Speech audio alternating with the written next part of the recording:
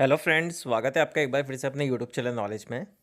अचल संपत्ति विवरण अगर आपने अभी तक नहीं भरा है तो उसे भर लीजिए, क्योंकि 31 तारीख के आसपास अगर आप भरने जाएंगे तो हमेशा साइट का इशू रहता है एंड आपका आईपीआर भरने से रह जा सकता है। तो इस वजह से अगर आपने आईपीआर अपना नहीं भरा है तो आज ही आप आपका आईपीआर भर लीजिए।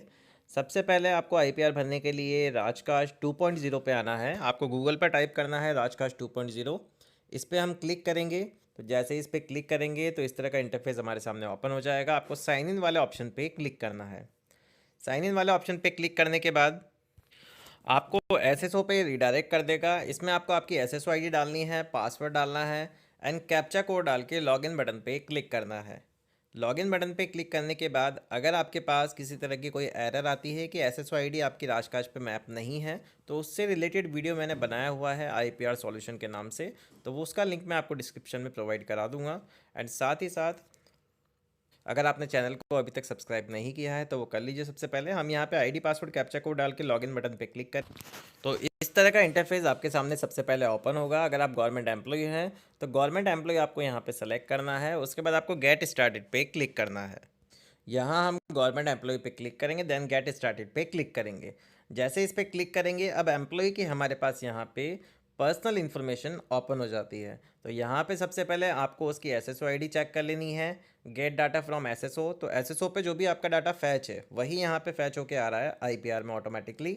तो यहाँ पे अगर किसी प्रकार का कोई आपका करेक्शन है तो आप आपकी एसएसओ आईडी में जाके एडिट प्रोफाइल में जाके वहाँ पे अपडेट कर लीजिए। मान लीजिए आपकी जन्म तिथि ही गलत आ रही है, यहाँ पे एसएसओ पे क्लिक करने के बाद मोबाइल नंबर ही गलत आ रहा है या आपका नेम में स्पेलिंग में गलत आ रही है, तो इसका भी एक सॉल्यूशन है। अगर आप वहाँ जाके भी अपडेट नहीं करते हैं तो आपको सिंपल यहाँ पे एसएसओ की जगह एसआईपीएफ सेलेक्ट कर लेना है।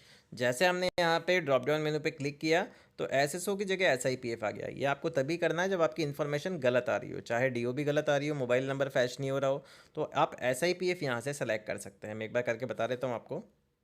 अब एसआईपीएफ में जो भी डाटा है इनका वो यहाँ पे हमारे सामने शो हो जाएगा। अगर ये सही आ रहा है, एसएसओ में भी सही आ रहा है, तो कोई इशू नहीं है, आपको एसआईपीएफ सेलेक्ट नहीं करना है। बट बहुत से एम्प्लॉयज़ के यहाँ पे डेट ऑफ बर्थ में गलती आ रही है, ईमेल आईडी में गलती आ रही है, मोबाइल नंबर में गलती आ रही है, तो उस चीज़ को आप यहाँ पे एसआईपीएफ पे क्लिक करके सुधार कर सकते हैं।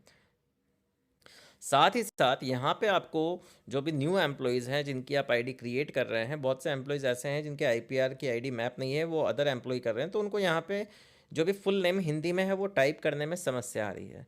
तो उसका एक सॉल्यूशन सिंपल सा है कि आप आपके मोबाइल में इस आईडी को ओपन कीजिए, कहीं भी टाइप करके रखिए नेम हिंदी में नेम, और उसको वहाँ जाके पेस्ट कर दीजिए। कहीं भी आपका है तो आपको यहाँ पे कॉपी पेस्ट करना होगा, तभी यहाँ पे हिंदी का नेम आपका लेगा, अदरवाइज़ नहीं लेगा। ये दिक्कत आ सकती है आपको, और आप हिंदी नेम में सुधार करना चाहें तो वो भी आप यहाँ से कर सकते हैं।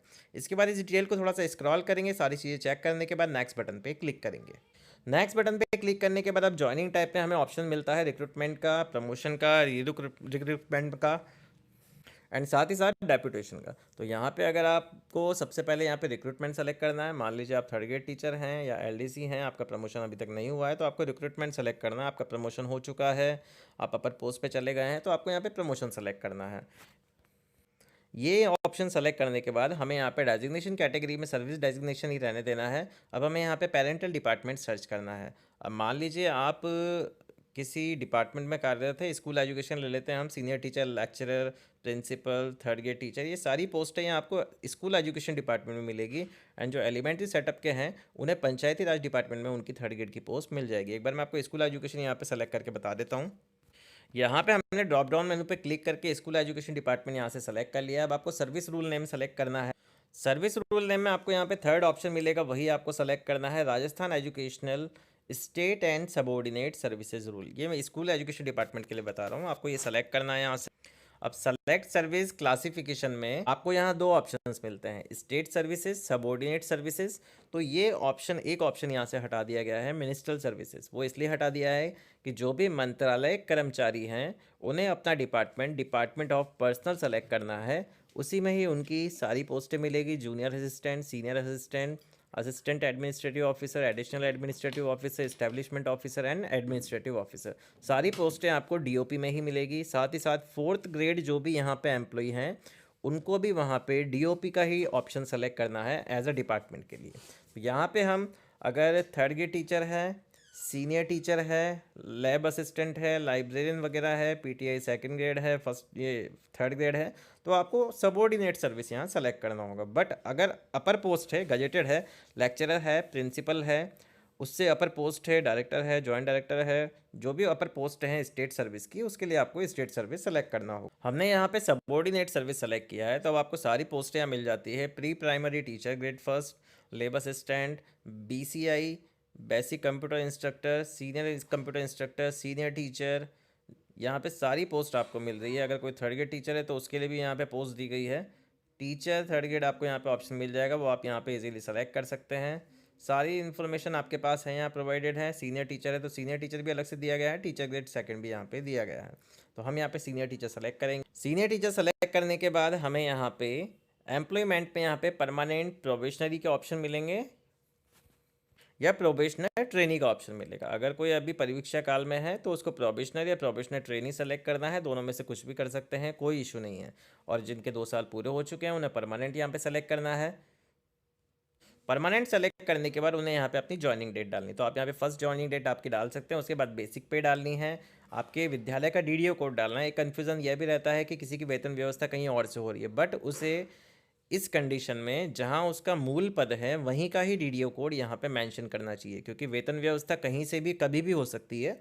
तो इस वजह से किसी भी डिपार्टमेंट के लिए हो तो वेतन व्यवस्था कहीं और से हो रही है, किसी अदर स्कूल से या किसी ऑफिस से, तो उसे जहां मूल पद पे वो पदस्थापित है वहीं यहाँ पे डीडीओ कोड लिखना चाहिए।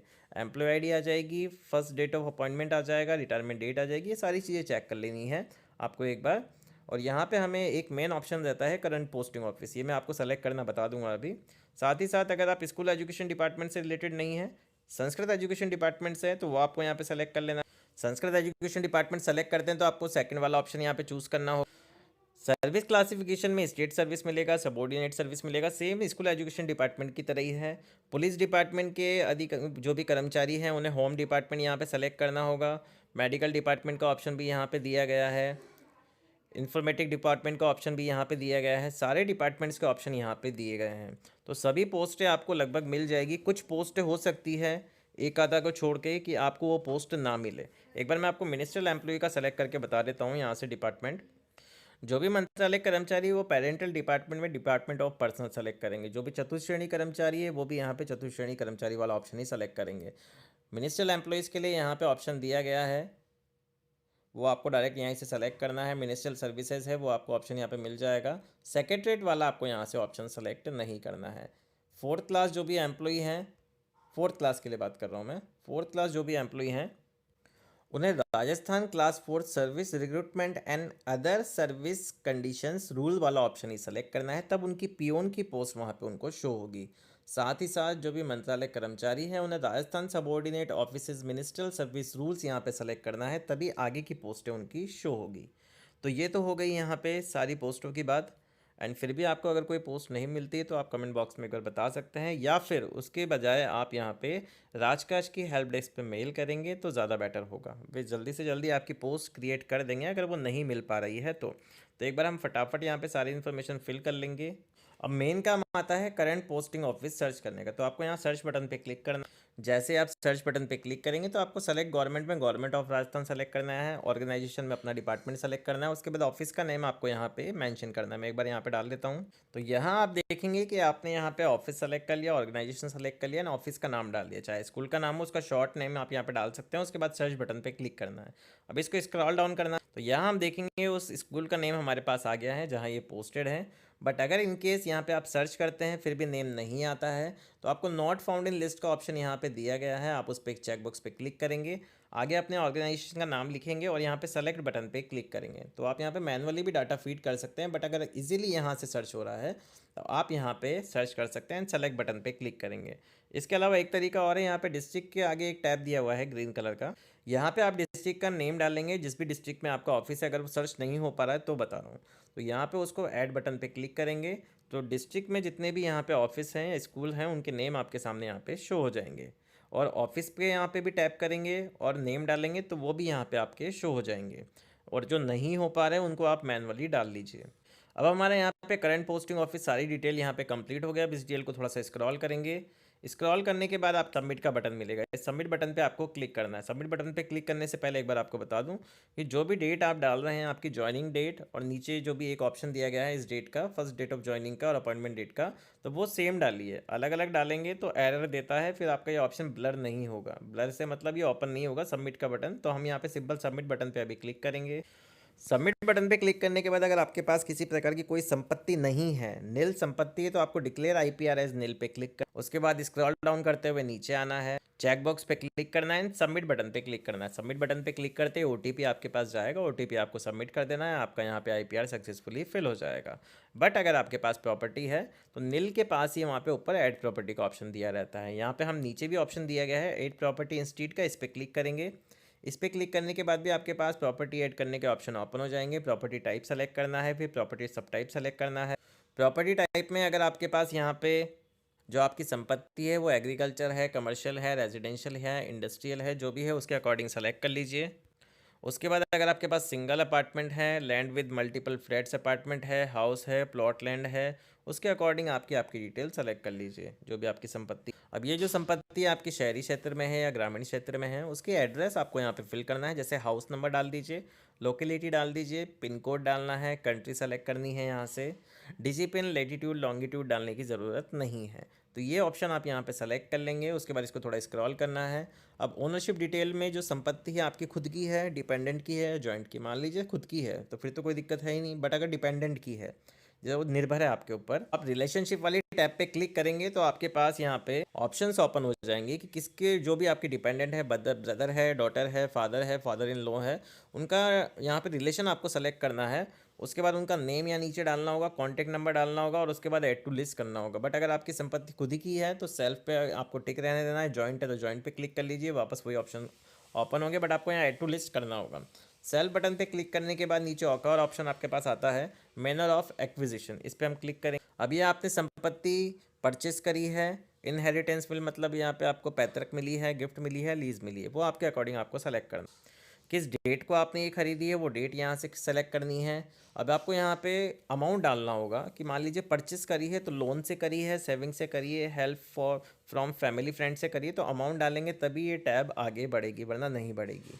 जब आप अमाउंट डाल देंगे तो details of person organization from whom property was acquired, मतलब उसका नाम लिखना है आपको यहाँ पे जिससे आपने ये संपत्ति अर्जित करी है, उसका मोबाइल नंबर, उसकी प्रेजेंट वैल्यू, साथ ही साथ यहाँ पे एनुअल इनकम फ्रॉम प्रॉपर्टी में 0 टाइप करना है, तभी ये सेव वाला ऑप्शन आपके पास ओपन होगा। तो हम यहाँ ये सारी इन्फॉर्मेशन एक बार फिल कर देंगे। अब हमने यहाँ पे सारी इन्फॉर्मेशन फिल कर ली है, एड्रेस फिल कर लिया है, कंट्री, स्टेट जो भी हमें सेलेक्ट करना था, ऑन बाय सेल्फ सेलेक्ट कर लिया है, परचेज ऑप्शन सेलेक्ट कर लिया है, किस तारीख को परचेज करी वो सेलेक्ट कर लिया है, लोन अमाउंट डाल दिया है, किससे खरीदी है वो डाल दिया है, उसका कॉन्टैक्ट नंबर हो तो डाल दीजिए। इसके बाद सेव बटन पे क्लिक करना। सेव बटन पे क्लिक करने के बाद अगर आपके पास एक और प्रॉपर्टी है तो ऐड प्रॉपर्टी पे क्लिक करके उसे भी सेव कर लेना है। इसके बाद इसको स्क्रॉल डाउन करेंगे। स्क्रॉल डाउन करने के बाद आपको यहाँ पे प्रॉपर्टी डिटेल मिलती है। अगर आपको लगता है कि पूरी प्रॉपर्टी हमसे गलत फिल हो गई है तो डिलीट प्रॉपर्टी आप यहाँ से कर सकते हैं, डिलीट हो जाएगी। अपडेट करना चाहते हैं तो अपडेट का ऑप्शन दिया गया है, अपडेट भी हो जाएगी। अब आपको सिंपल यहाँ पे डिक्लेयर आईपीआर पे क्लिक करना है। डिक्लेयर आईपीआर पे यहाँ पे क्लिक करने के बाद आपको आपकी डिटेल मिल जाएगी प्रॉपर्टी की। चेकबॉक्स पे क्लिक करना है, देन सबमिट बटन पे क्लिक करना है। जैसे आप सबमिट बटन पे क्लिक करेंगे तो आपके रजिस्टर्ड मोबाइल नंबर पे एक ओटीपी जाएगा, वो ओटीपी आपको यहाँ पे फिल करना है, देन वेरीफाई ओटीपी पे क्लिक करना है। तो आपकी जो भी यहाँ पे प्रॉपर्टी की डिटेल है वो सक्सेसफुली यहाँ पे फिल हो जाएगी। तो ये थी पूरी प्रोसेस कि आपको आपका आईपीआर अचल संपत्ति विवरण किस प्रकार भरना है। अगर आपको वीडियो पसंद आया हो तो प्लीज़ चैनल को सबसे पहले सब्सक्राइब करें, वीडियो को लाइक और शेयर करना ना भूलें। Thank you so much.